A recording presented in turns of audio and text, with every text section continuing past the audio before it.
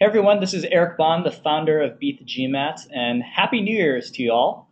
Uh, Thank you so much for joining us in the first webinar of the 2013 calendar year. It's called 10 Best Practices for Submitting a Competitive Application for Fall 2013. I'm very, very proud of all of our Beat the GMAT members who are attending today because getting an early start in your MBA admissions is a huge advantage in seeing successful results later on. So good for you all for joining today. It's going to be a really great session. We're joined by Rebekah Lewin, who is the Executive Director of Admissions Administration at the Simon School of Business at the University of Rochester, which is, of course, one of the most competitive business schools on the planet. And today you'll learn some tips directly from the source on things that you can do to plan now to submit a competitive application for this fall. A little bit of background on Rebekah. So Rebekah has worked at the University of Rochester since 1998 and with the Simon Graduate School of Business since 1999. She's a executive director of admissions and administration and oversees the full-time MBA and MS programs, as well as a part-time medical management master's. Rebekah is also a 2002 MBA graduate of the Simon School, and holds also a bachelor's in science in business administration from Roberts Wesleyan College, and also is active in other capacities in education. She serves on the board of directors of two organizations that support business school initiatives, Consortium for Graduate Study in Management and the Forte Foundation. So Rebekah, thank you so much for joining us today. Thank you, Eric. Great to be here. Happy New Year, everybody. I judge by the number of you who've pre-registered and joined that you're busy figuring out how to put your New Year's resolutions to good work, and glad to hear that business school and the application process is something that you're contemplating for your future. Yeah. I realize... Sorry, I did want to mention one more thing before I completely hand it off to you, Rebekah, which is sure. We are going to have some time for live Q&A at the end of this session.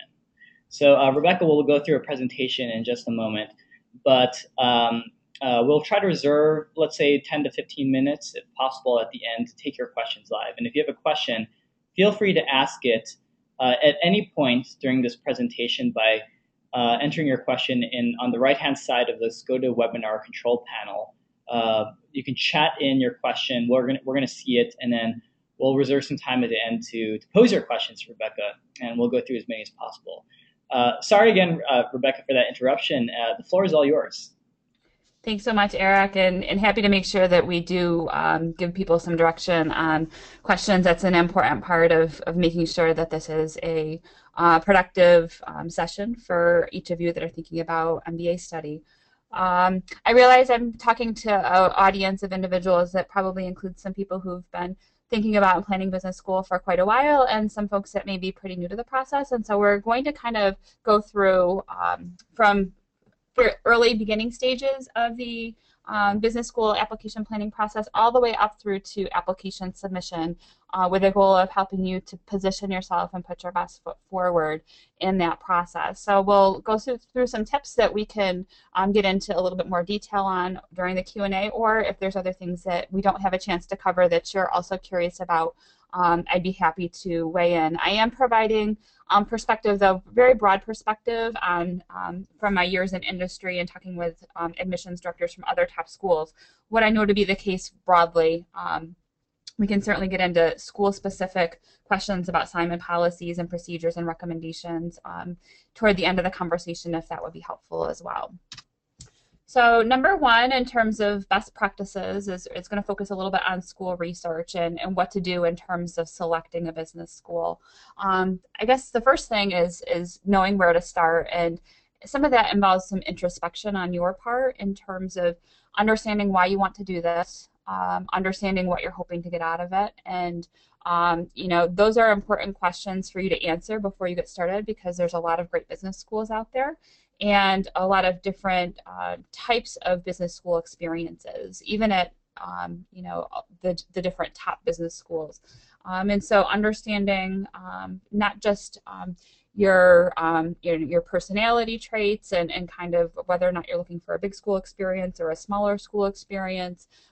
But just as importantly, your career interests and how does that align with the curriculum and the career placement opportunities that a school offers. Those are really important questions for you to answer, and understanding how this fits into your future, both short-term career development and longer-term career development will hopefully point you in the right direction, because it could be very overwhelming to begin selecting schools, and you may end up selecting schools that aren't a great fit for you if you don't first start by thinking about this. So if you haven't already documented some of those things, now would be a great time to do so.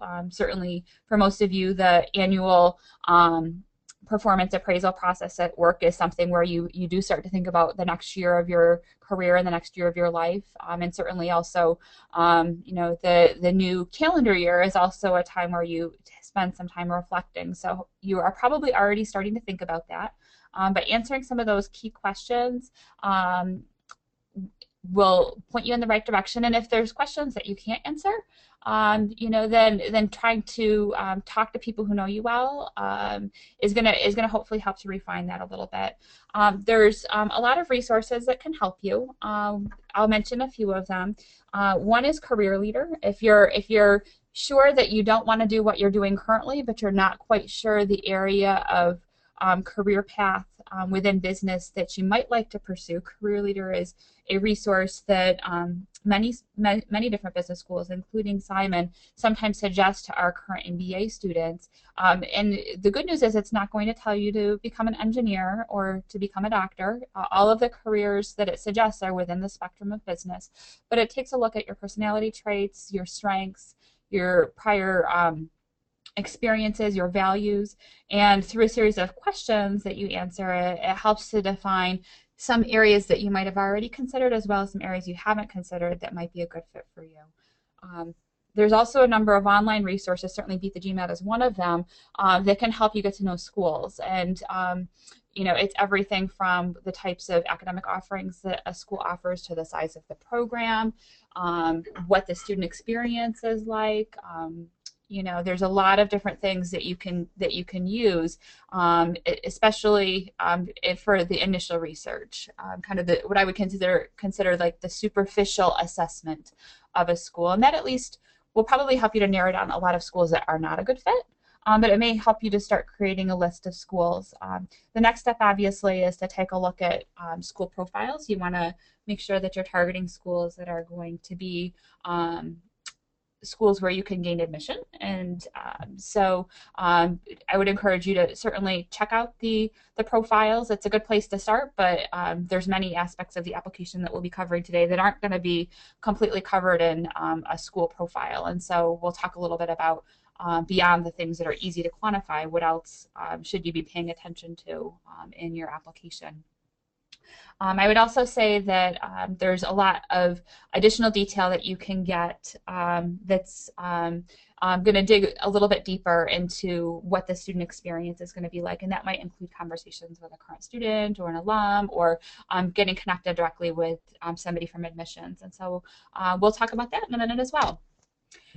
Tip number 2, deadlines matter. Your entire timeline for business school is well within reach for 2013. So rather than think about it in terms of, oh, the past 2 months have passed and I haven't submitted all my applications yet, no worries. There is still plenty of time to apply, and you're actually right on time in terms of putting your best foot forward.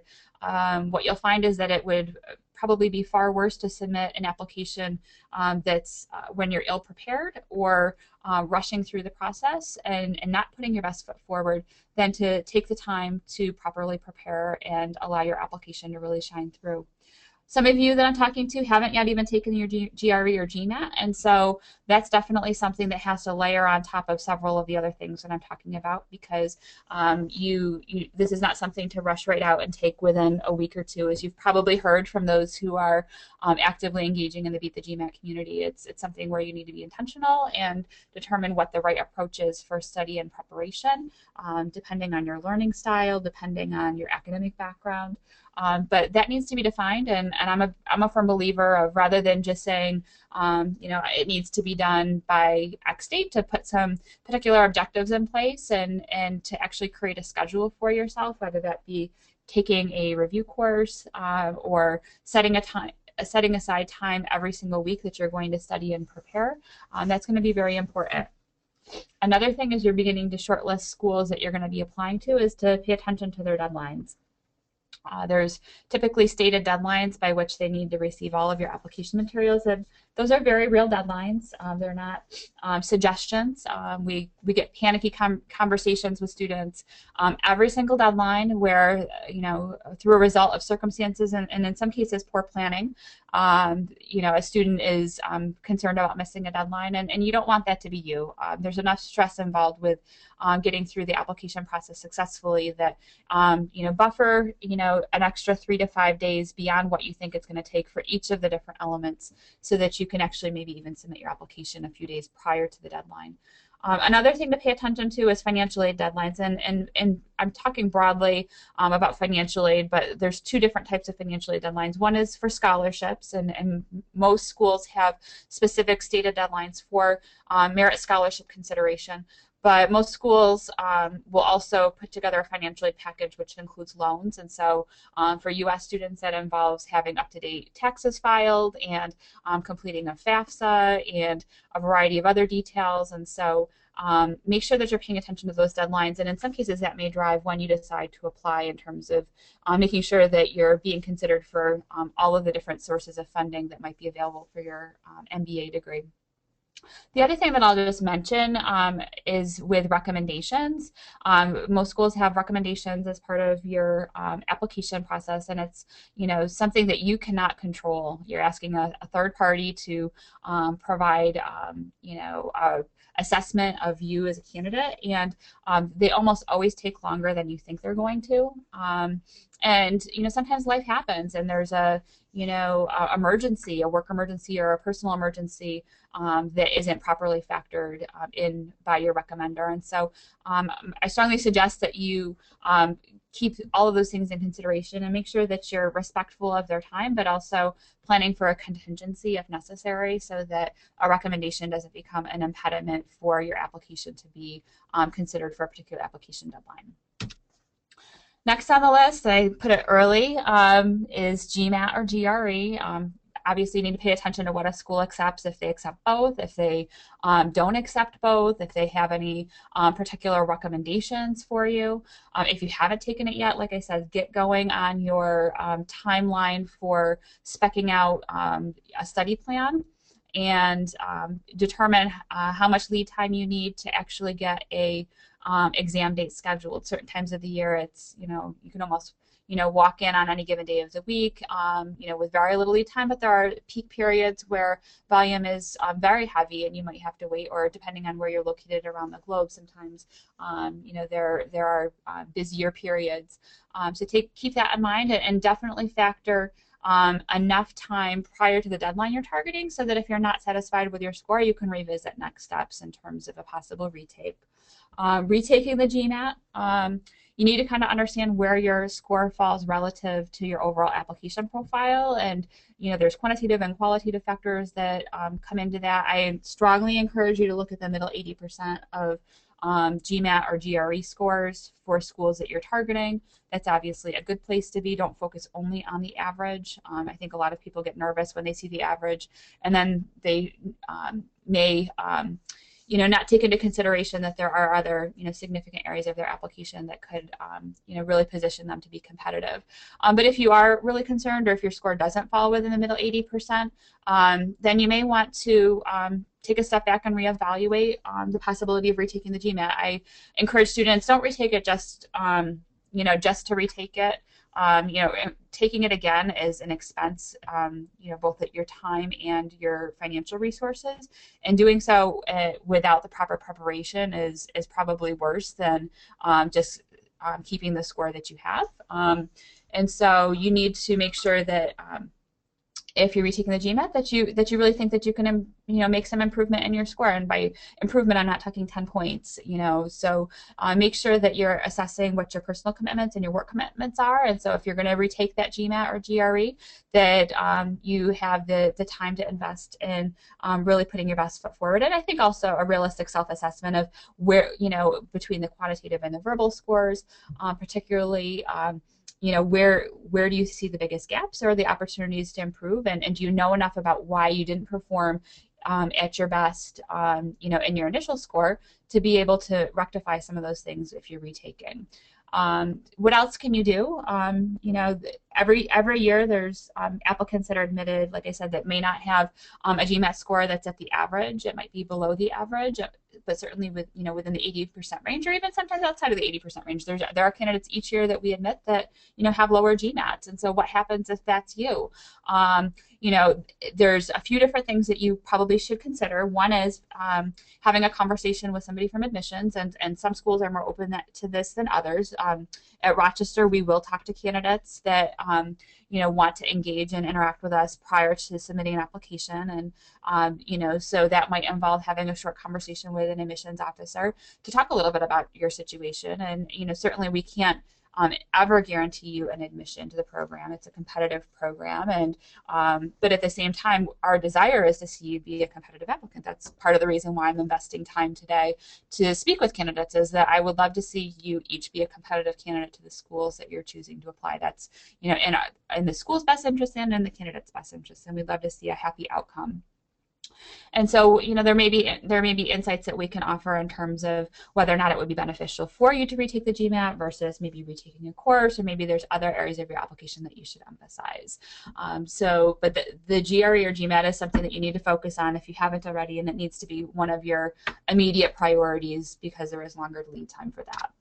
Number 4, essay content. So essay content matters. I've had numerous conversations with students that have asked, do you actually read those essays? And, especially if they're, looking at the quantitative profile and saying, oh, you just want students that have good GMATs or, a good GPA or X amount years of work experience. And, we look at all of those factors, that we do pay attention to them, but by no means is that how an application is reviewed or a decision is made. There's a lot of individual assessment and subjective review of your application. So if you're looking at the PowerPoint, you're realizing that the first and last bullet points are the same. That's not a mistake on my part. It's absolutely something that if I could have made a 80-point font, underlined it twice, I would have. At the point of probably being obnoxious, but we so often see students that don't carefully proofread their essays, everything from grammatical errors to substituting the wrong school name in an application. And it's really disheartening for an admission committee member to be reading a fantastic application and all of a sudden you come to an essay that hasn't been proofread. And for students, it's such an easy thing for you to do. I mean, at the end of the day, you're spending so much time on getting a good GMAT score and all of these other components that don't wait until 5 minutes before your application is due to be submitted and say, oh, I'm going to quickly proof my essay. That's you're probably going to need 2 or 3 go rounds of looking at your essays to make sure that they're saying what you want them to say. But a good place to start is really defining what question is being asked, or in some cases it is with the essays. For a number of schools, it's actually a multi-part question, and so you need to make sure that you know what question or questions are being asked, and make sure that you're staying within those word count guidelines or font size or whatever it might be as well. But define the questions, and then a lot of it is going to come back to the introspection we talked about at the beginning, where you're able to basically tell us a story. We don't want to just look at a GMAT score and make a decision. There's a lot more that goes into who you are as a person, and we've carefully chosen the essay topics because we feel that they're a jumping off point for us to get to know you as a candidate. So don't be too crazy in terms of creativity. This isn't a fine arts program. But be yourself, and that's really going to be important. The boilerplate essays that I refer to, that's really, kind of taking a personal statement or something kind of like that, and kind of hoping that we're going to not realize that you didn't really answer the questions, or that you are just kind of finding school A and replacing it with school B name. Please, please don't do that. It's very obvious when you do that, and really disappointing, because the questions that we'd like to have answered are really going to be important for us getting to know you. But be yourself. We compare essay content with what your recommenders say about you, and with what you say in the interview and other areas of your application. And so if you're just answering a question based on what you think the admissions committee wants to hear, that's going to become obvious as we start to probe a little deeper into the application. So, sometimes I think students tend to overthink, well, what do they really want to hear from me that will help me to get admitted? Don't think about it like that. Just think about what can I say that will help me to best introduce myself to the admissions committee, because that's really what we're looking for. And like I said, proofread, proofread, proofread. Number 5 kind of goes along with number 4 in terms of essays. It's the optional essay. If I could first say, it really is optional. I think a lot of people feel pressure to write it because it's there, and we sometimes see people that write it that probably shouldn't write it. It's not a creative writing contest. It's not something where you need to be giving us extraneous information that you would only tell your best friend. It's not an opportunity for you to tell us why you're a poor standardized test taker. Those would absolutely be topics to avoid. But if there's something where you can provide a little bit of context, or if there's a topic that you feel is really relevant to your business school application that you just haven't had a chance to introduce someplace else, this would be an opportunity to provide a short dialogue about that particular topic. Some things that students sometimes have done successfully, and again, no obligation or necessity to do this, but it might work in your particular circumstance. For instance, if you're not having your immediate supervisor write one of your recommendations, and you've worked for this person for, say, the past several years, that might be something to address if you're going through the MBA application process on a more confidential basis. If you had a particularly poor period of your undergraduate record that where your academic performance wasn't what you feel is indicative of your abilities, and you can provide a brief explanation of that, you're certainly encouraged to do so. There may be 2 or 3 topics that you're required to talk about in your optional essay. I think some schools will require you to talk about undergraduate performance or academic performance in general if you were suspended, or certainly if there's anything, where there was legal trouble or something like that you might be required to disclose that, so that we don't find out about it during a background check. So please read carefully what they're asking you to do with that, and if it seems like it's a fit, then you can certainly provide us some information, but it's by no means a necessity, and it really should be kept within the context of you and your application to business school. Next on the list is resume and work experience, and that kind of is a nice segue from your essays, because a lot of the topics that relate to from your essays are very much oriented at helping us get to know you and the type of work experience you've had. So your resume is certainly one place that we will be assessing work experience. Essays are another, interviews actually another yet, and certainly your recommendations. But how best to position your work experience is something that you need to be intentional and think about. The resume that you've used to apply for jobs may or may not be the right resume to use to submit your business school application, particularly if you're an engineer and have had a very technical job.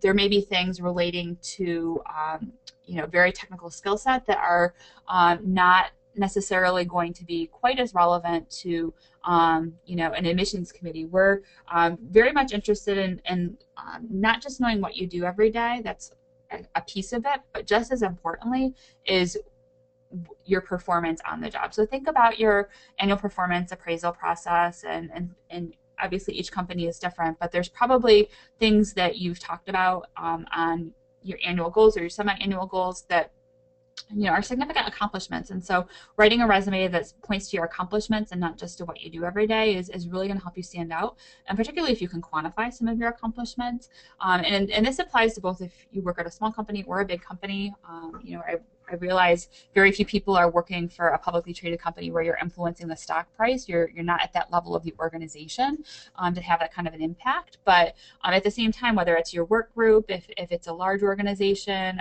or a particular team that you work on, or if it's a smaller organization, maybe there are things that you've done that have actually had an impact on the results for the organization. Those are the kinds of things we want to hear about. Don't obsess over how many years of experience you've had and whether that's the right number of years of experience, because most schools are going to care just as much about what you've actually done over the number of years of experience you've had, rather than just a certain number of years, kind of putting you in the mix or out of the mix for consideration. We also, like I said, are going to validate what you tell us on your resume with the other elements of the application. So don't get too concerned if it's not all fitting onto the resume. Most schools have guidelines about how long they want to see the resume. And, you're not going to be able to fit everything on your resume, and that's okay. Part of your job is to use good judgment in terms of what you're presenting to the committee. And by using good judgment, part of that is knowing what's the most important to talk about. And, you're in the best place to do that because you know yourself best. And so you need to kind of think about it through that lens.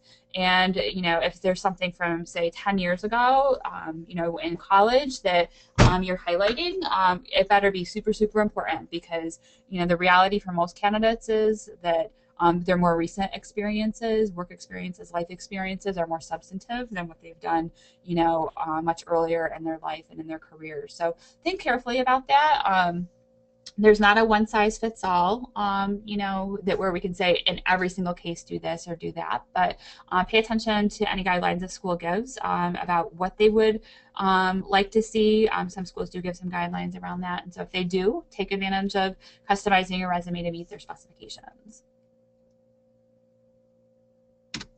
Recommendations. So we talked about that a little bit earlier, but I want to give a little bit more detail around that, because I think some people rush through the recommendation process without giving it the attention that they could, and may not realize just how important the selection of recommenders is.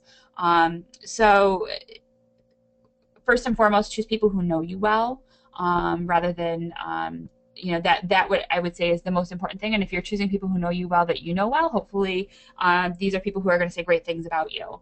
But don't take that for granted. I think you would be surprised at how many neutral or even negative recommendations we receive each year. It's not, 50%, but it's more than you would expect. And so, first and foremost, you need to ask people who are you're contemplating as recommenders, A, if they have time, and B, if they're willing to serve as a positive recommendation for you for business school.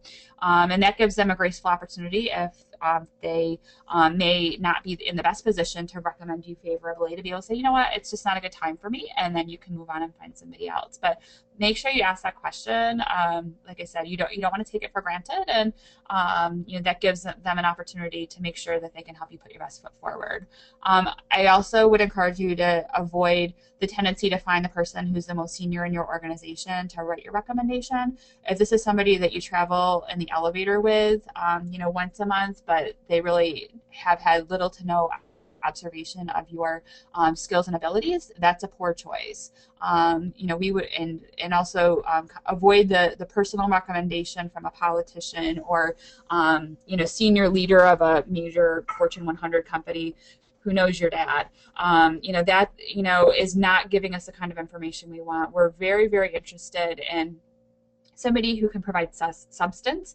In admissions committee, we regularly talk about fantastic recommendations. And I wish I could say it was every single recommendation for every single application, but the reality is it's not. It takes time and thought to write a great recommendation, but it also takes a relationship. And so you need to find individuals who have that relationship with you and also have the time to help you put your best foot forward. And so, that's going to come from working with you and getting to know you and having frequency of communication and oversight. And so it's probably your immediate supervisor. And like I said, there may be a scenario where you're trying to, make sure that you're still being considered for an annual performance bonus or some sort of, kind of compelling reason why your current supervisor doesn't know that this is part of your career development plan. And so if that's the case, then you need to find somebody who is kind of the next arm's length away from that, is in terms of a team leader or a recent past supervisor, but somebody who can provide substance and detail. I may be speaking to some people who are entrepreneurs, or it's a family business, and so you're thinking, well, maybe I can have a relative write my recommendation. Bad idea. Please don't do it. I've seen them, and it's just not the right relationship. We're looking for somebody who is hopefully providing not only a confidential recommendation, but also is viewing you just from a professional relationship as opposed from a friend relationship or a family relationship. So make sure that you're not only providing enough lead time for that, but that you're making good choices. The great recommendations that we talk about in admissions committee are the ones that have detail. It's not just a list of adjectives of why you're great, but it provides the detail behind it in terms of what you've done. And so you might want to sit down with your recommenders and have a cup of coffee and talk about what you're looking to accomplish through business school, and why business school in 2013 is important to you. And that serves as a jumping off point to make sure that the kinds of things that are really compelling strengths that you want to have emphasized are things that you've recently discussed. It's not, you can't write the recommendation for them. Even if they ask you, please don't, because like I said, it is a confidential third-party assessment. But you can have an initial conversation with them to make sure that they know what you're doing and why you're doing it. The last thing we want to hear is, well, I've known so-and-so for X years in a working relationship, and I was shocked to hear that they're thinking about an MBA. I have no idea how it fits into their career path. So make sure that they see and understand the intention with which you're going about the process and why it's important. And also what you're looking from them, especially if they're writing more than one recommendation. If you're applying to multiple business schools, then you need to keep in mind even more so how much you're asking them to do so that they're not overloaded, because we may be talking about multiple letters of recommendation and rating forms, and so they need to build in enough time to know what they're signing up for. So make sure that you're clear with them about that as they go into the process. Next is the admissions interview, and this is sometimes pre-application, sometimes post-application. And so first and foremost, you need to understand the interview policy, and hopefully that's something when you're doing your school research that you are taking into consideration. Absolutely, if the school has an open interview policy, which means they allow you to initiate an interview either pre-admission or post-admission, you need to do that. It's a huge opportunity for you to get yourself in front of the admissions committee, before they make a decision on your candidacy. And if that's getting yourself to the campus to interview, or doing an interview with an alum, or with the school when they're visiting your area, there's a lot of different formats, but understand what's available to you, and to the extent possible, make sure you take advantage of it. If an interview is required before you submit your application, obviously pay very close attention to those deadlines, because that's going to be an important part of your application being considered complete for that particular application round. Secondly, would be prepare for a behavioral interview format. If this is the first time you've heard the words behavioral interview, then that might be something you need to look into a little bit more. But in essence, you're going to be asked to give examples of how you demonstrate certain attributes in the context probably of your work situation, but maybe also of other life circumstances you've had. And so more so than just an informal chat, there's really intention behind the questions we're asking and what we're looking to learn about you. And so reviewing your essays and your resume that you've submitted and some of those other details hopefully will be getting you started. You're obviously also going to want to re-review your school research before you go into that interview, because ultimately your goal is not only to show that you've done some research on the school, but that you can tie it back into why you're a good fit for that school. And so that those sorts of things you can do if you're prepared when you go into the interview. Be yourself. I've said that at least 2 or 3 times now, but it really is important. We do check back on what interview notes compare with what a candidate says in their essays. And when you're saying one thing about career goals in your interview and a completely different something in your essays, that is information that's noted and discussed during admissions committee meetings. So understand what you want to say and why you want to say it, and if you've practiced, then you're going to hopefully be able to put your best foot forward. consider it a two-way exchange, but don't run the interview. No matter who's conducting your interview, they're the one that sets the tone for the interview.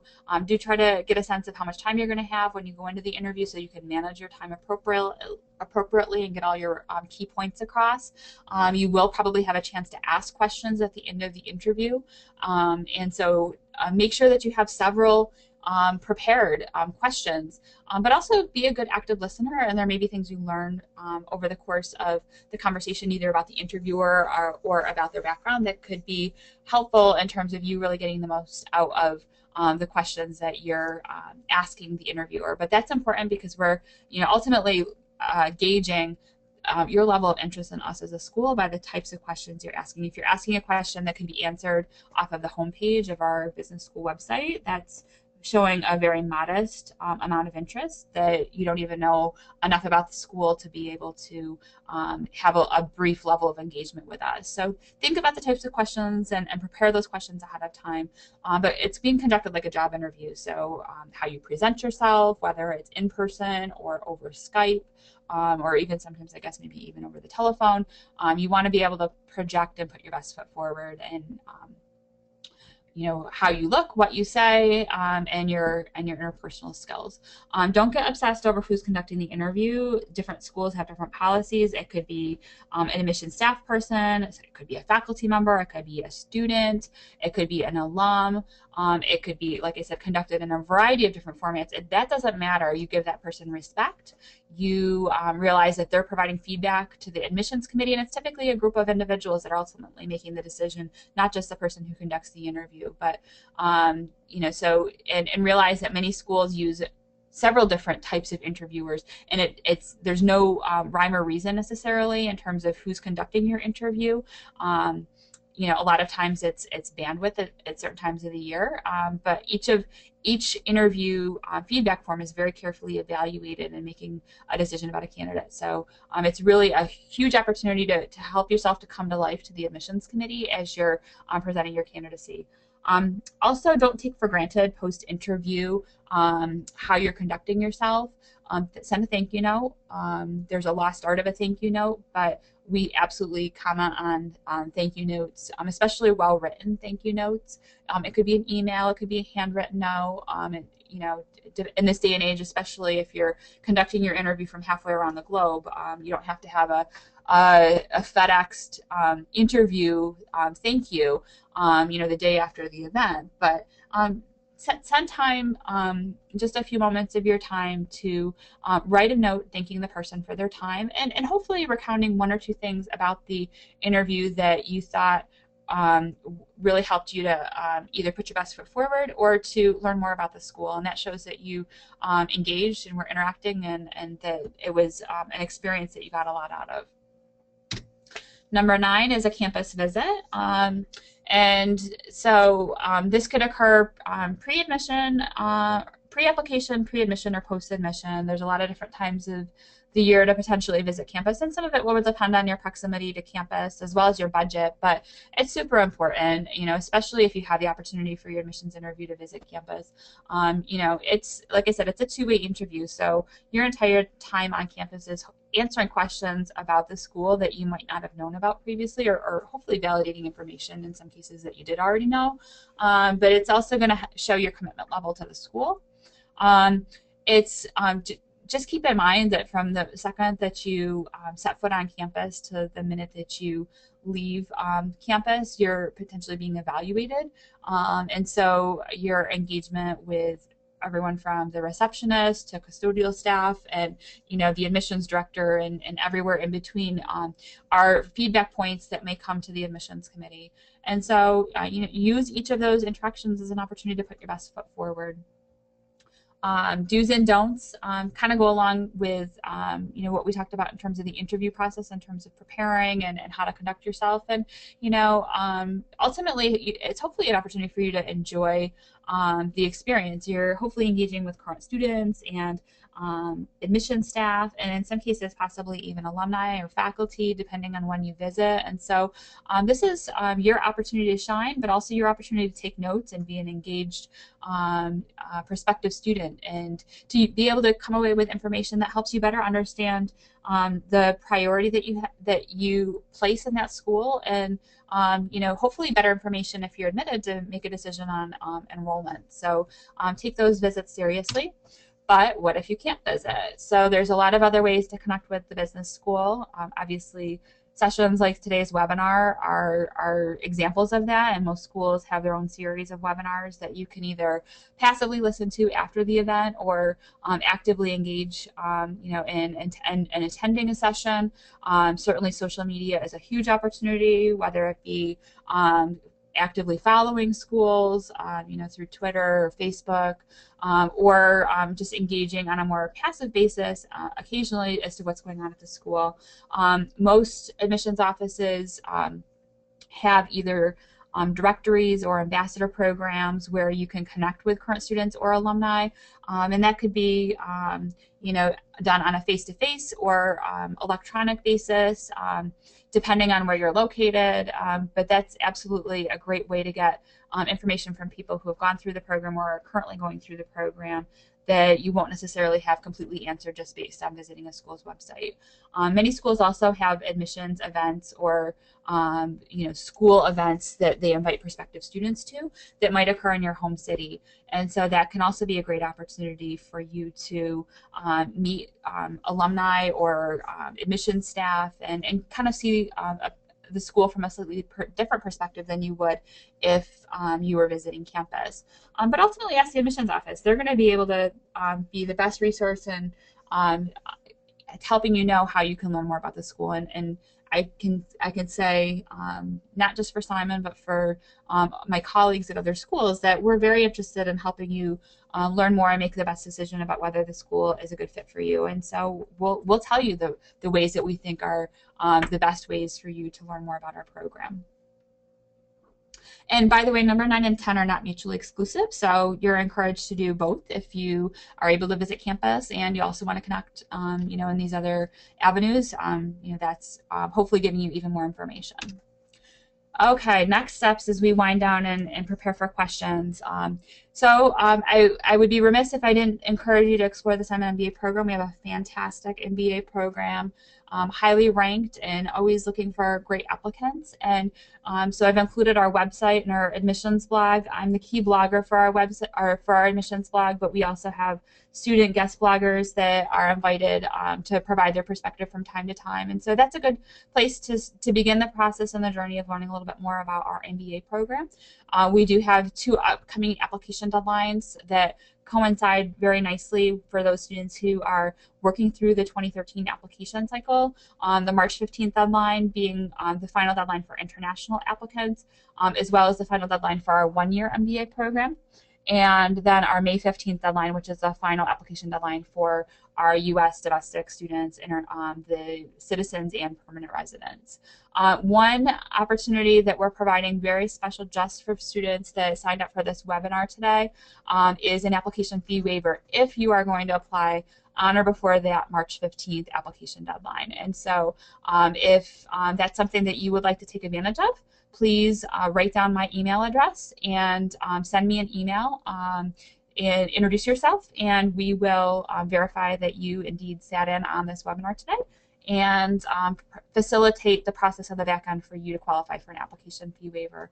One of the other unique things that we offer that I didn't mention on my PowerPoint is that we actively like to engage with prospective students on an individual basis with our admissions officers. So we have several admissions officers, and their primary job is talking to prospective students before they go through the application process in webinars and bigger group sessions, as well as in on an individual basis. And so if you're interested in learning more about Simon and why it may be a good fit for you and your background, we can set up an informational appointment for you to speak with one of our admissions officers prior to submitting your application. And so that's something that I can also facilitate for you if you're interested. So that takes me to questions, so I'll turn it back over to Eric. Great. Well, thank you so much, Rebekah. We've been listening to Rebekah Lewin, who is the Executive Director of Admissions and Administration at the Simon School of Business at the University of Rochester. And today's theme was 10 best practices for submitting a competitive application for the fall of 2013. And we certainly got some great advice directly from the source. At this point, as Rebecca mentioned, we are ready to take your questions. If you have a question, you can post it to us by entering it in the chat box on the right-hand side of your GoToWebinar panel. And our team will go through as many questions as possible for the time remaining this hour. So why don't we jump into our first question? And Rebecca, I see a question coming in from Jeffrey. Let's see. If you have an average GMAT score, does it pay to, if you have an average GMAT score, so for the school that you're targeting, does it pay to retake the GMAT to be above average, or is it just one box to tick off to make sure that you're a good fit?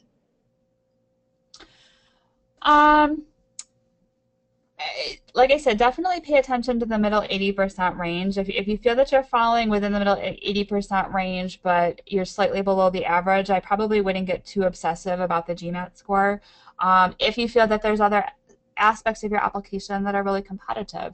But what we find on occasion is that there's a student that maybe had a really poor undergraduate record, and so they're, in that case, maybe using either non-degree courses that they've taken since undergrad and or a GMAT or GRE score to show and demonstrate to the admissions committee their academic abilities. And so, it's kind of one of those it depends questions. It's, I wish it was a completely straightforward answer, but don't just pay attention to the average. I think, focus on your entire application. There's plenty of, each competitive school has plenty of candidates who have very good GMAT scores who are denied, and they have students that have lower GMAT scores who are admitted, and you need to keep that in mind in terms of presenting your candidacy. I think sometimes students do overthink that GMAT, and if you feel that it's reflective of your capabilities and there's other areas of your application that are competitive, then you should go for it.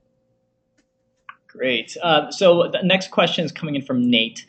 When filling out applications, does the admissions staff ever review the content before it's completely submitted? I have no, certainly the answer for Rochester is no. We will certainly engage with students to have conversations if the student chooses to, in terms of providing a resume or background information about their candidacy. But our focus for admissions committee is reviewing candidates who submit an application. So, once you've hit submit, we consider that official and we review that. We can certainly see if you're starting to work on an application, and that's exciting for us because, we like to see your interest. But I can't imagine, especially with the bandwidth that most schools are experiencing during peak load periods like right now, that they would be in any position to be looking at your candidacy, and quite frankly, what the benefit would be to that, because we want you to put your best foot forward, and we don't have infinite resources, so we want to look at your application when you're ready to submit the most competitive pieces of information to us, and we realize that that might be a moving target if you're retaking your GMATs or if you're still refining your essays or other things like that. Let me flip that question from Nate, Rebecca. What about people who have submitted their application, but after the fact want to submit additional information? Maybe I got promoted after I submitted my application, or was able to secure a different recommender who could provide a different angle on my candidacy. Yep. So that depends by the school. Some schools are open to updates, and other schools, especially schools that are guaranteeing your application decision by a certain timeline, may find it difficult, especially from a fairness standpoint, to incorporate new information. I will definitely say one easy opportunity to provide new information is during your interview. You don't want it to take all the airtime of your interview, but that's a natural engagement point where even if a school isn't necessarily, open to taking, updates, that you can probably slip that in if you're invited for an interview. But beyond that, I would check with the schools individually in terms of their policy. As long as it's not like 2 days before decisions are posted. Most schools do want to, see the information, but make sure that it's relevant and substantive if you're providing updates. So again, just using good judgment in terms of, providing an update. And I have to admit that there are some students that are providing multiple updates, for the same application. Not a good idea, because at some point, we're going to question how well you actually prepared the timing for submitting your application in terms of putting your best foot forward. And we don't want to completely stop the process of reviewing your application to continually be adding updates. Right. Great advice. Okay, well, we can move on to another question. I see one coming in from Jose. Let's see, any general special recommendations for international students? So if there's an 11th advice slide for international students exclusively, any thoughts for those candidates? Sure. Certainly, I think most of what we talked about today is very, very relevant. I think the one thing we really didn't talk about was, TOEFL or IELTS, or, kind of the English competency component, but that's definitely something that is going to be an added layer for international candidates. For us to assess English competency, but we typically use that in tandem with the interview, essay review, things like that to make a judgment. But we see a huge opportunity to have a diversity of students enrolling in our program, and so that international candidate can really offer something unique. And so your ability to position that is something that many schools are desirous of, and so trying to figure out what's the right opportunity beyond just saying I'm international, but what sort of cross-cultural perspectives do you offer, not just from your interactions from your home country, but maybe working with people from other cultures or countries, because ultimately that's the type of candidate that we're looking for in terms of the worldviews that you have and the life experiences that you've had. So that might be an added layer of something to think about, whether it be your essays or your interview, that might come up, particularly if you're, you haven't had a lot of travel experiences or work experience outside of your home country, which is fine. Each year we enroll students that, they're coming to Rochester and that's their very first time out of, their home country. And so we'll absolutely do whatever we can to help them make that adjustment, as seamlessly as possible. But if you have had some of those experiences working with or interacting with people from other cultures and countries and regions, find a way to make sure that you're sharing that, because that's transferable skills that would serve you well during the MBA program. Great.